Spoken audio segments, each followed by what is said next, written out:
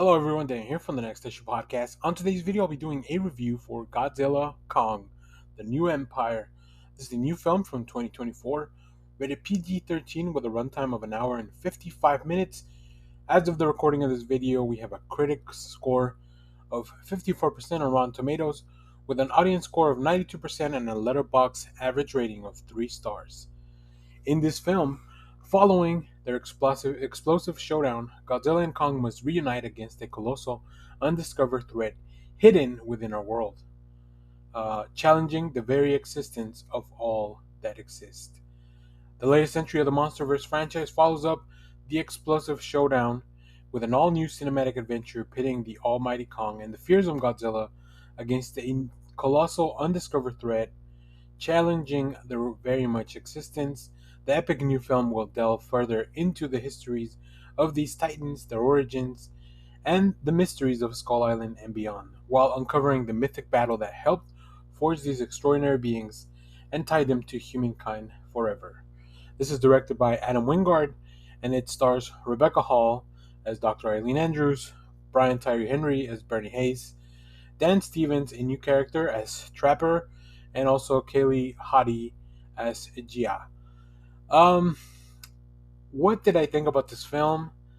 I thought it was a really good time. Found it very entertaining. I was engaged the full 2 hours of the film. I think they did a lot of. The story's very crazy. It's a little convoluted. It's convoluted, but also not that complicated. It's weird because I feel like they try to go into a lot of places and explain a lot of mythology of how did it all this come to happen, the relationship between humans and Kong and Godzilla, and all that mythology. They really expanded a lot on that idea. But for the most part, we were really kind of having a few different stories, with Kong's his own story, the humans that are doing some research, and then Godzilla with his own story. And of course, everything kind of comes to a head and combines, towards the end of the film.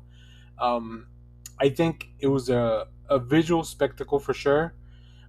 We spend most of our time in Hollow Earth, which is really cool, but they do some really fun and interesting sequences. There's definitely, you get a lot of kaiju fights, and I mean a lot of kaiju fights. There's a lot of action in this film. You really feel like, I feel like they really wanted to go ahead and make you feel as Kong and Godzilla could be some kind of underdogs in the fight.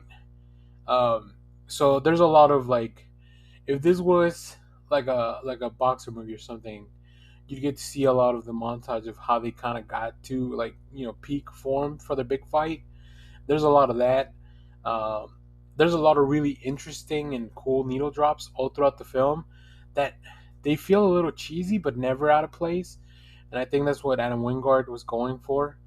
Let's talk about some of the performances, because I think that's because we spend some time with the humans, but not as much. It's really been, I feel like they read the feedback that said, give us more monsters, less humans. Like, they really took that to heart. I would like to kind of go back and time it out, to see, because it really feels pretty even within all. There's not a lot of time that we spend with just humans alone. So that makes it very interesting. So, Rebecca Hall comes back, as I mentioned, from the previous film. She's great. She's kind of running the everything for Monarch, when it comes to Hollow Earth. We also have Brian Tyree Henry, who is the Titans conspiracy podcaster. Same character. Interestingly enough, there's a lot of there's not a lot of fallout or follow up from the previous film, other than maybe people don't really believe that everything he said is real. So like it rings pretty true. I feel like if somebody had been claiming that they were one of the people that helped save the world without much documentation, because how much could you document while you're saving the world? I feel like that definitely would play out in real life. Uh, the character of Jia, uh, definitely feels a little bit underwritten and maybe out of place until things kind of click into gear, and maybe that was the effect they were going for. But one of my favorite things was the inclusion of Dan Stevens. Like, he brings this really weird, goofy energy. He is he's like the doctor for these titans, I guess. That was the most expert person in the world at like being kind of a veterinarian, I guess, for the titans, which is really interesting, really cool. I like his character a lot. I think he's really funny. Overall, like, yeah, Dan Stevens' character really made the film very entertaining. And like I said, there's a lot of things that they just kind of not gloss over, but they just like present them as fact, and you're like, sure, why not? You got to roll with the punches, because that's not really what we're here for. As I mentioned, we get really cool fights with Titans. We get to see some really interesting new character designs.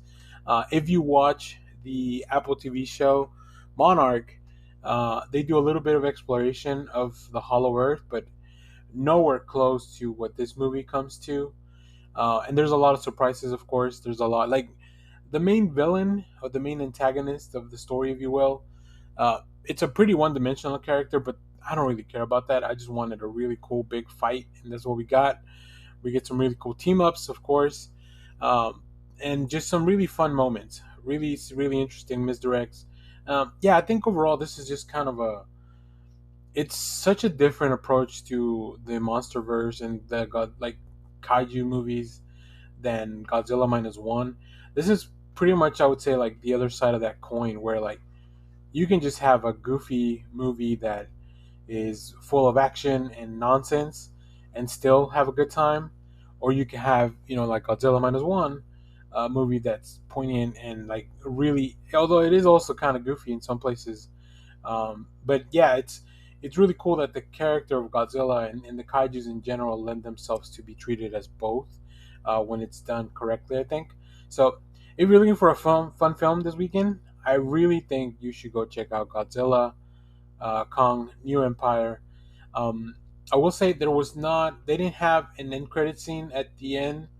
I don't know what that means for the future of this franchise. They've always had a little something. So I don't know, but I mean, I would go watch another one of these in a couple of years if Adam Wingard and some of the team comes back. Specifically, like, make sure to bring back the main cast from this one. I think this one overall has been maybe my favorite cast. Like, where everyone that I guess because it was so reduced, right? I feel like the other films they kind of overstuffed the cast. Maybe I'll have to go back and rewatch some of this stuff, but maybe I'll do a list ranking my the MonsterVerse now that we have this new entry. So uh, if you've seen Godzilla Kong New Empire, let me know what you thought about it down in the comments. As always, thank you for watching, everyone. Remember to share, like, subscribe, hit the bell so you know when we go live.